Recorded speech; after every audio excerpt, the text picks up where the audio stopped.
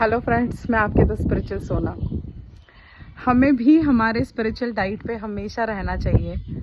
Spiritual diet यानी क्या होती है? तो जैसे हम हमारे अच्छे बॉडी के लिए डाइट करते हैं तो वो हो गया फूड फॉर आवर बॉडी, और जो हम स्पिरिचुअली स्टेप्स उठाते हैं वो होता है food for our soul. So food for our soul भी बहुत इम्पॉर्टेंट होता है। तो सबसे पहला जो स्टेप होता है स्पिरिचुअलिटी का वो होता है, ज़रूरी नहीं है कि आप घंटों मेडिटेशन करो, ज़रूरी होता है कि आप 10 मिनट से शुरू करो, 5 मिनट से शुरू करो, फिर आप उसको धीरे धीरे बढ़ाओ और आप मैक्सिमम 15 मिनट्स 20 मिनट्स तक उसको होल्ड करो। यही होता है फर्स्ट बेबी स्टेप स्पिरिचुअलिटी की तरफ। तो स्पिरिचुअल डाइट क्यों ज़रूरी है? हमारे मन में दिन भर इतने विचार होते हैं, चिंताएं होती है, कोई किसी का क्लेश होता है या और बहुत सी नेगेटिव बातें होती है, क्लटर होता है। जैसे घर में क्लटर होता है अनवांटेड चीज़ें, वैसे हमारे मन में भी तो क्लटर होता है ना, अनवांटेड विचारों का। तो जब तक हम घर से उस क्लटर को नहीं हटाएंगे तब तक हमारा घर खाली नहीं होगा, पॉजिटिव नहीं होगा।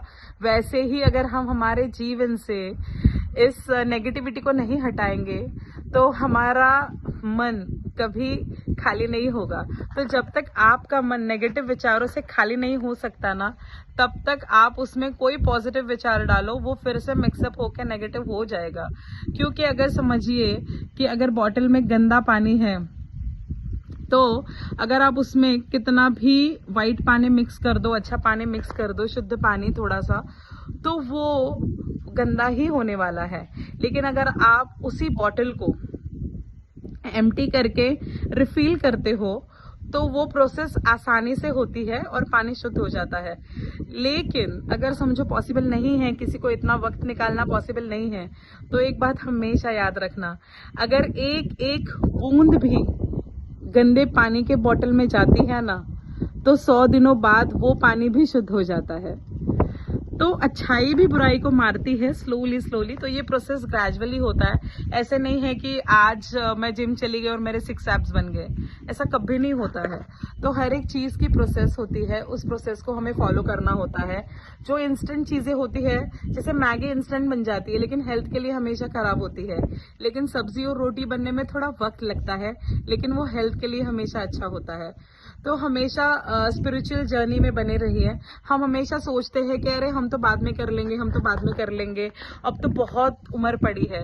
लेकिन हमेशा याद रखना कि जो खाना होता है वो जब फ्रेश होता है तब खाने में ज़्यादा मज़ा आता है। लेकिन उसी खाने को आप फ्रिज में रख दो और उस बासी खाने को खाओ तो नहीं मज़ा आएगा, राइट? तो वैसे ही हमारे बारे में भी होता है कि अब हम यंग हैं तो भगवान भी तो चाहता है ना कि हम यंग एज में ये सब शुरू करें, ना कि हम उस समय का इंतज़ार करें कि जब हम बूढ़े हो जाएं। तो फूल जो होते हैं वो फूल अगर आप तुरंत, अगर समझिए कि अगर एक फूल है, ठीक है, हिबिस्कस का, तो अगर वो फूल है तो वो अभी जस्ट खिला है, तो उसको अगर आप तुरंत भगवान के सामने रखो तो वो बहुत अच्छा लगेगा। लेकिन अगर उसी फूल को आप शाम को उतारो पेड़ से और फिर रखो मुरझाए हुए हालत में, तो क्या वो अच्छा दिखेगा? काम तो वही करेगा, लेकिन भगवान को फ्रेश फूल पसंद आते हैं। वैसे ही स्पिरिचुअलिटी के लिए कोई एज नहीं होती। आप जितना यंग एज में शुरू करो उतना आप हमेशा राइट ट्रैक पर रहते हो।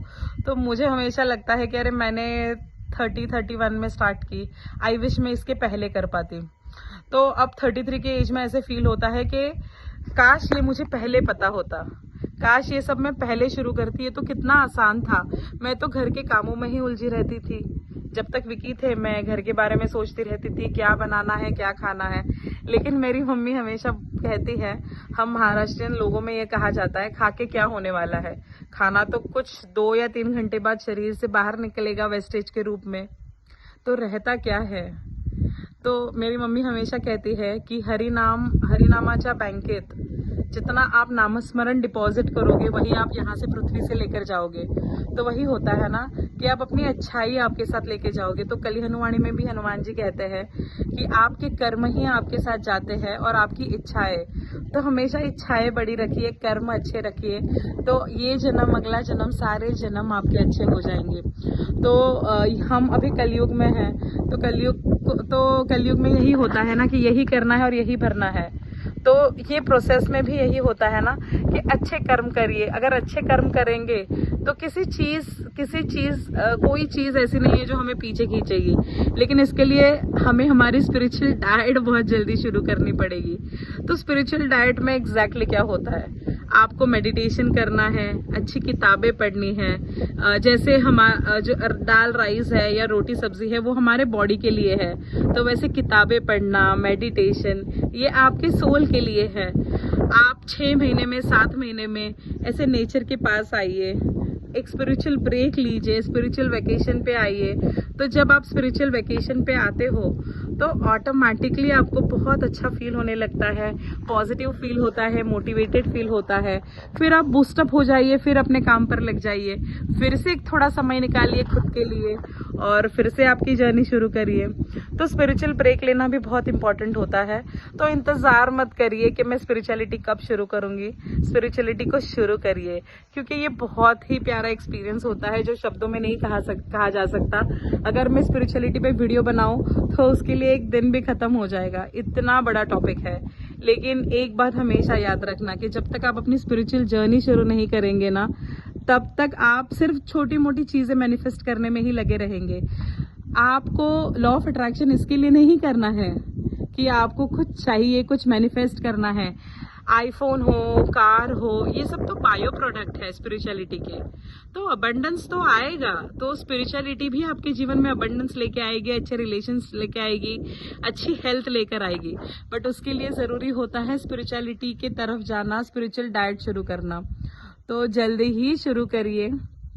देखिए अब शाम होने वाली है, तो ये समय मैं हमेशा इंतजार करती हूँ कि ये समय में मैं मेडिटेशन करूँ, ज्यादा से ज्यादा शांत रहूँ, नेचर से कनेक्ट रहूँ। तो नेचर ही तो, प्रकृति में ही तो परमात्मा है ना।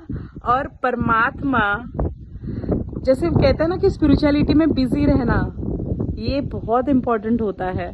तो अपने भागा दौड़ी वाले जो पल होते हैं उसमें थोड़ा समय निकालिए, नेचर में समय बिताइए। अगर नेचर में जाना पॉसिबल नहीं है तो अच्छी किताबें पढ़िए, अपने घर में एक कक्ष बनाइए जहां आप हमेशा मेडिटेशन करने के लिए बैठिए, जिसे मेडिटेशन कॉर्नर कहा जाता है। तो उस जगह को हमेशा साफ सुथरा रखिए, मेडिटेशन करिए। मेरी बच्ची 8 साल की है लेकिन उसने तो अब से ही शुरू कर दिया है, तो सोचिए उसका फ्यूचर कितना ब्राइट होगा। तो बहुत इंपॉर्टेंट होता है स्पिरिचुअल जर्नी शुरू करना। तो इसके लिए पोस्टपोन मत करिए, जो भी करना है वो अब में है, कल क्या होगा किसी को नहीं पता।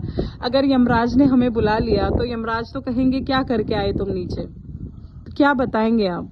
तो हमेशा आपको स्पिरिचुअल जर्नी शुरू करनी है। हमेशा ये नहीं सोचना है कि मैं दान धर्म कर दूंगा तो सब हो जाएगा, अगर मैं मंदिर में जाके पाँव पढ़ लूंगा तो सब हो जाएगा। ये सब टेम्परेरी बातें होती है। आपकी जो स्पिरिचुअल जर्नी होती है ना, आपकी जो स्पिरिचुअल जर्नी होती है वो आपकी जर्नी होती है, आपकी सोल की जर्नी होती है। आप जितना अच्छा इंसान बनोगे उतना ही आपकी सोल का प्रमोशन होगा। तो सोल जर्नी को समझिए, अच्छी किताबें पढ़िए। एवरीडे मेरे एक वीडियो को भी अगर आप सुनते हो तो भी मैं आपके जीवन में बदलाव लाने का प्रॉमिस करती हूँ। तो एवरीडे एक वीडियो देखना आपका काम, आपको अच्छी इन्फॉर्मेशन देना मेरा काम। सो गॉड ब्लेस यू ऑल। मुझे बताइए कि किस किस ने ऑलरेडी अपनी जर्नी शुरू कर दी है और आपके अनुभव क्या है। सो इससे दूसरों को भी मदद मिलती है। Bye bye.